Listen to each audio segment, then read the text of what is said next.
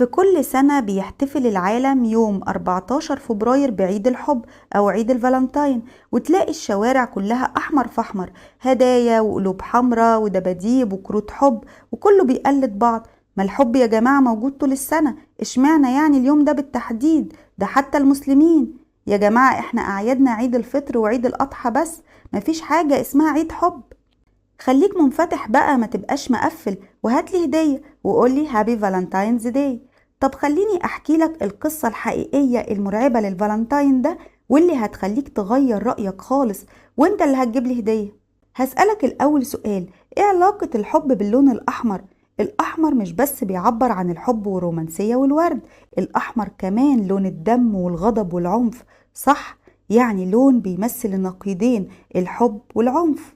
الغريب إن عيد الفالنتاين ملوش أي علاقة بالحب أصلا، ده كان مبني على ضرب النساء بأصوات من جلد الماعز بشكل وحشي جدا، وبعد كده بيتم اغتصابهم.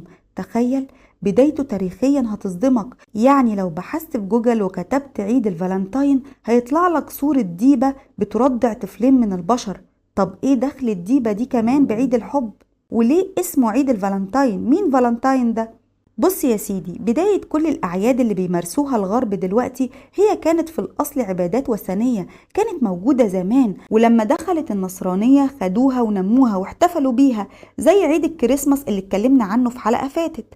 ووصلت بعد كده الأعياد دي لزماننا دلوقتي، ولما جه الإسلام حمانا منها وشرع لينا عيدين بس نحتفل بيهم، اللي هما عيد الفطر وعيد الأضحى. والتجار في الزمن ده استغلوا الأعياد دي جدا عشان يحققوا أكبر المكاسب، وبقوا بيدعموا الأعياد دي وينشروها بالناس أكتر وأكتر، ويزينوا أجمل الهدايا، وضحكوا فعلا على أغلب الناس بجهلها لحقيقة الأعياد دي وتاريخها. تخيل إن عيد الفالنتاين هو تاني أعلى إنفاق سنوي على الإطلاق في عام 2020، تم إنفاق 27 مليار دولار على مستوى أمريكا فقط، ما بالك بقى بالعالم كله. 27 مليار دولار خرجت من جيوب قطيع من الناس، راحت لجيوب التجار اللي بيقودوا العالم. تخيل ان الفلوس دي اللي راحت في شوية هدايا كان ممكن تأسس بيها دول اتدمرت نتيجة حروب. هنبدأ قصتنا تاريخيا واحكي لك أصل العيد ده ايه. هنرجع 6 قرون قبل الميلاد، قبل إنشاء الإمبراطورية الرومانية. كان في هذا الزمان ملك اسمه أموليوس، كان ملك وثني بيعبد الأصنام، كان بيحكم منطقة إيطاليا الآن، زمان طبعا ما كانش اسمها إيطاليا. كان الملك ده طاغية زي باقي الملوك الوثنيين، وكان عندهم الملك بالوراثة، يعني لما بيموت الملك بيرث ابنه الحكم من بعده. وفي يوم الملك ده اغتصب فتاة، وكان فاكر ان الموضوع هيعدي زي ما عمل مع باقي البنات قبلها، بس ربنا أراد وحملت الفتاة دي بتوأم ولدين وأنجبتهم، وطبعا كده هيرث الحكم من بعد الملك. فاتصدم الملك، إزاي يرث الحكم من بعده أولاد زنا؟ فقرر يتخلص منهم فورا، وصرخ في أحد جنوده، خذوا الطفلين دول واغرقوهم. خدهم أحد الجنود، وكانوا طفلين رضيعين صغار جدا، فصعبوا عليه، ودخلت الرحمة لقلب الجندي ده، إزاي هيغرقهم؟ بس هو لو منفذش كلام الملك هو اللي هيتقتل. فخد الطفلين وراح للنهر، وهو بيفكر يتصرف ازاي، والطفلين بيبصوله بكل براءة. وهو في طريقه لقى سلة على جانب الطريق، فكر انه يحط الطفلين فيها، لو عاشوا عاشوا، لو ماتوا خلاص يبقى هو عمل اللي عليه. خد السلة دي وحط فيها الولدين ورماهم في النهر، ومشيت السلة دي لحد ما اختفت تماما. واللي ما يعرفوش الجندي ده انه برميه للسلة دي كون امبراطورية كاملة، وهي امبراطورية روما. المهم الطفلين فضلوا في السلة دي يصارعوا أمواج النهر، وربنا حماهم، ووصلت السلة دي بسلام لمنطقة اسمها تل بلاتن، ومسكت السلة دي في أغصان شجرة كانت على أطراف النهر. الشجرة دي يقال إنها شجرة التين البري. فضلوا الطفلين دول يبكوا من شدة الجوع ويعضوا أصابعهم ليوم كامل. وتاني يوم سمعت بكائهم هناك ديبة، كانت الديبة دي نفاس ولسه والدة بترضع صغارها. الديبة شافت الصغار دول بيبكوا جوعا وهم مش هيأذوها، ما حستش بالخطر منهم، وخدتهم من جانب النهر لكهف كانت بتسكنه هي وصغارها. فسبحان الله، قعدت الديبة دي ترضع الصغار دول مع أطفالها، يعني بشر بيرضعوا من ديبة مع الديابة. سبحان الله. لحد ما كبروا شوية وقدروا يمشوا واشتد جسمهم. وكان في المنطقة دي راعي بيرعى الغنم حوالين الكهف ده، وشاف الولدين دول فخدهم واتبناهم وعاشوا مع الراعي. كبروا الولدين دول واتعلموا من الراعي اللي بقى أبوهم، اتعلموا منه التجارة ورعي الغنم، وبقوا تجار كبار في المنطقة. وعرفوا من أبوهم إنه لقاهم في الكهف ده وإن الديبة هي اللي أرضعتهم، وكانت القصة مبهرة جدا بالنسبة لهم. راحوا دوروا على الكهف ده وفضلوا يروحوا هناك دايما، يحنوا لمكان مكانه صغار، وسموا الكهف ده ليبريكال، وهي مشتقة من كلمة الذئب بلغتهم الإيطالية. وخدتهم العزة والفخر إن اللي أرضعتهم ديبة، وإنها أكيد ديبة مش عادية.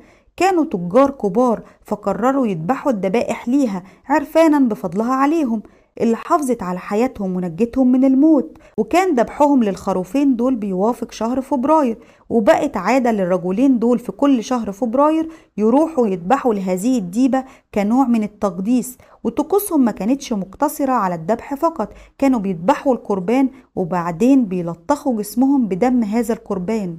ومرت السنين وتكونت الإمبراطورية الرومانية، وكانت نشأتها في إيطاليا وبالتحديد من تل بلاتين، وكانت في أواخر القرن السادس قبل الميلاد. بيقال إن الأخوين دول هم اللي أسسوا الإمبراطورية الرومانية، فاشتهرت قصتهم. يعني اتنين اتربوا على يد ديبة أرضعتهم فقدسوها، وأصبح الناس بقى بيؤمنوا إن الديبة دي كانت إله، وسموها إله الحب والخصوبة.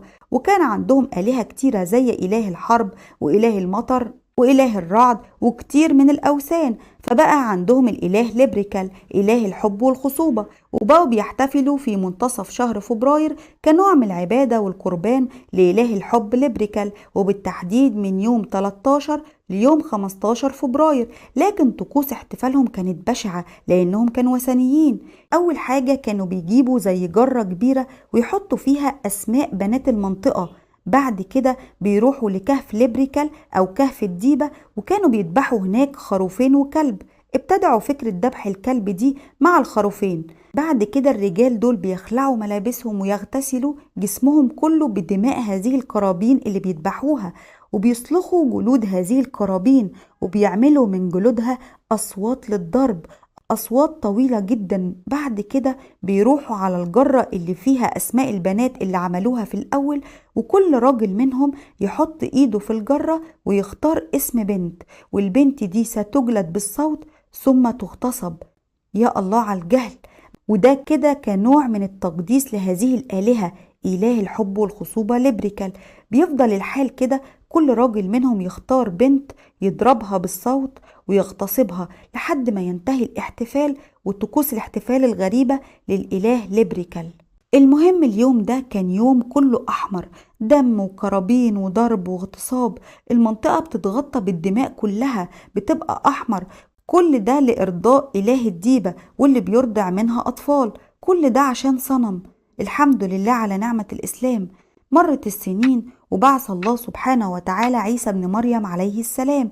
ومن بعد ما رفع الله نبي عيسى بن مريم ب3 قرون بالظبط، وفي القرن الثالث بالتحديد ما بين 268 ميلاديا ل 270 ميلاديا، كان مازال الوثنيين بيمارسوا طقوس الآلهة بتاعتهم إله الحب والخصوبة. وكان في ديانة النصرانية، بس ما كانش لسه ليها قوة أبدا في الدولة الرومانية. وكان الحاكم أو الملك في الوقت ده هو كلاوديوس الثاني، وكان يلقب بقاهر القوط. يعني فترة حكمه كانت كلها حروب، ملك حربي بيحب يخوض الحروب عشان يوسع مملكته، وكان طاغية. عمل دراسة على جنوده عشان يعرف مين الأقوى والأشجع فيهم لخوض المعارك، هل العزاب ولا الجنود المتزوجين؟ ولقى إن الجنود العزاب هم الأكثر شجاعة لخوض الحروب، وده لأن المتزوجين كانوا بيخافوا على حياتهم عشان أسرتهم الزوجة والأولاد، يخاف يموت ويسيب أسرته بدون عائل، فالمتزوجين كانوا أقل شجاعة. أما العازب فما عندوش شيء يخاف عليه أو يخسره. ففكر الملك ده بفكرة خبيثة، وهي إنه يمنع الزواج على جنوده كلهم عشان كلهم يبقوا شجعان ويخوضوا الحروب بدون خوف، وهو يوسع مملكته والإمبراطورية بتاعته. وحرم فعلا الزواج على الجنود كلهم، وكان قرار مصيري. طب دي حاجة فطرية وحقهم، لكنه كان طاغية. الجنود كانوا غضبانين جدا من القرار ده، وهنا جت بطولة أحد القساوسة. كان قسيس كبير وليه شأن، كان اسمه القسيس فالنتين. فكان القسيس ده بيجوز الجنود دول في السر. كان الجنود بيروحوا له ويجوزهم في السر من غير ما تعرف الحكومة ولا الملك. فالناس كانت بتحب القسيس ده جدا، وأصبح بطل في عيون كل الجنود والناس.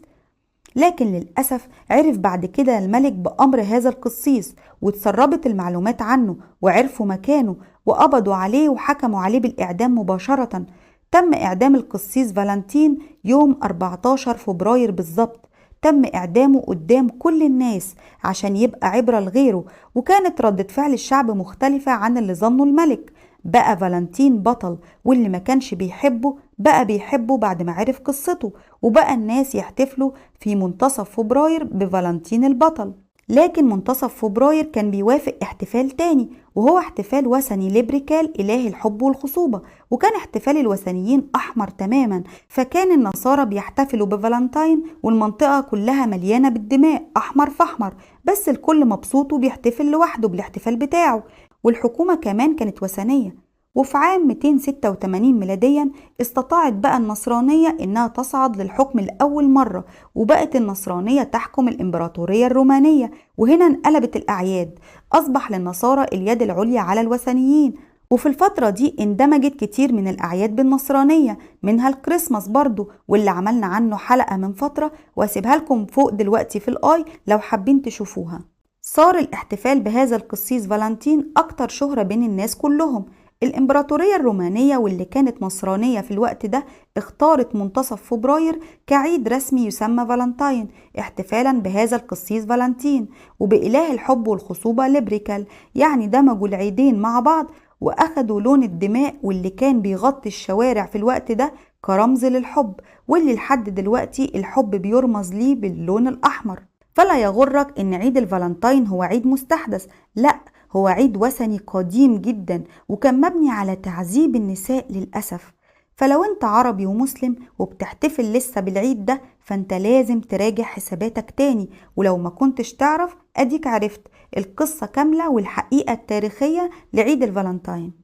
عرف غيرك وشارك الفيديو مع أصحابك، وفي ميزان حسناتك إن شاء الله، فالدال على الخير كفاعله. اللهم أرنا الحق حقا وارزقنا اتباعه، وأرنا الباطل باطل وارزقنا اجتنابه. سبحانك اللهم بحمدك، سبحان الله العظيم، أستغفرك ربي وأتوب إليك. الحمد لله على نعمة الإسلام. شكرا ليكم، وأتمنى الفيديو يكون عجبكم، ومنتظر رأيكم أكيد في التعليقات. ودمتم في أمان الله، مع السلامة.